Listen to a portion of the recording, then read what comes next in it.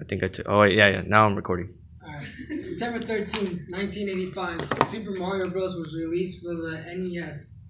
For those of you who don't know what Super Mario is, it's a red, pudgy plumber running around a mushroom kingdom, fighting the evil Koopas and trying to rescue a helpless princess.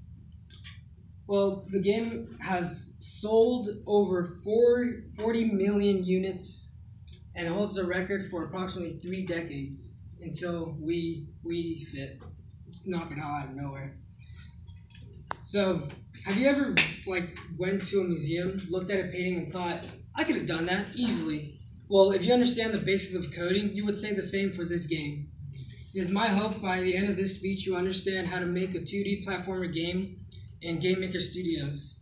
In this speech, we will talk about what to think of before making a game, how to program it, and how to enjoy your own product. So before making a game, you need a device. You need something to hold your assets, your game engine, your files, and other tools and programs.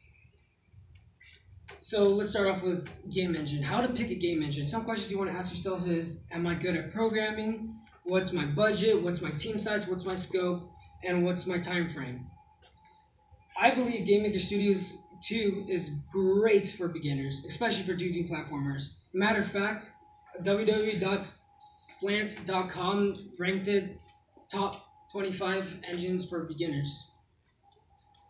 Alright, so now that you picked a game engine, or I picked it for you, now you can start and make a story. The story helps you out in the outline as you build the gaming process. It helps you pick a genre, helps you pick mechanics, and it helps you just overall make the plot. So now that you picked your genre, you picked your storyline, you need to understand how to balance your game. You need to know how to make it easy for the players. The puzzle's too hard. You don't want to make it too easy for them. You don't want to just slide by everything. You want the enemies to be challenging, but not too challenging. So now that we understand how to start the game, or how to start organizing the game, let's jump right into it. And there's a couple steps you need to follow. So Game Maker Studios, what you need to do is build sprites. So you're gonna make a wall sprite and a character sprite. So your character sprite could be anything. It just be, since it's just your prototype, it can just be a character like that. And your wall, just be a square. So now we go ahead, you go to the room and you click Control and drag and click, and this will just go ahead and make your wall. And now that you can go ahead and start the game, but then you're just going to be left with this. It's just going to be a picture. You're not going to be able to do anything. You're not going to be able to jump. You're not going to be able to move. So now that goes into events. You're going to want to make an object. An object contains all the game logic. So we're going to go ahead, and you're going to create events. And you go to event, and you want to make a player object, because that's who you're going to be controlling. So you go down to player object, and events are like blueprints for your entities carrying all the game logic.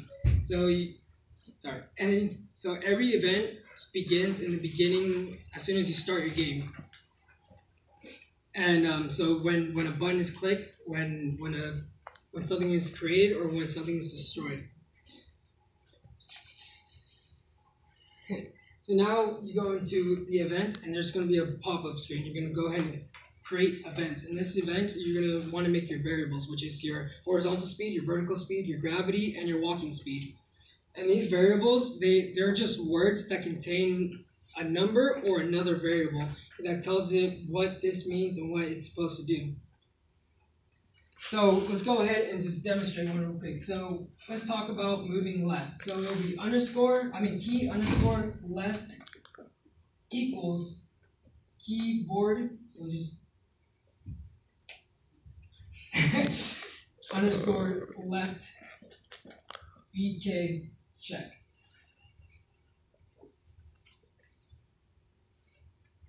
So what this means is this is your variable. What it equals, this is a command. It's telling you what it's supposed to be doing. It's checking. It's checking for what? It's checking if you clicked left. And that is your event. So from there, it'll go left. All right, and we're going to go ahead and move on. All right, now that now you understand how to make your game, we're gonna talk about how you can enjoy it. So what you want to do is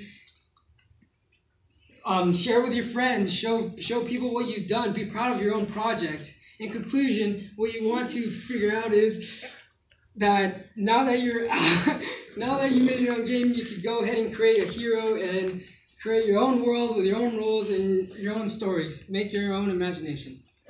Yes. How'd that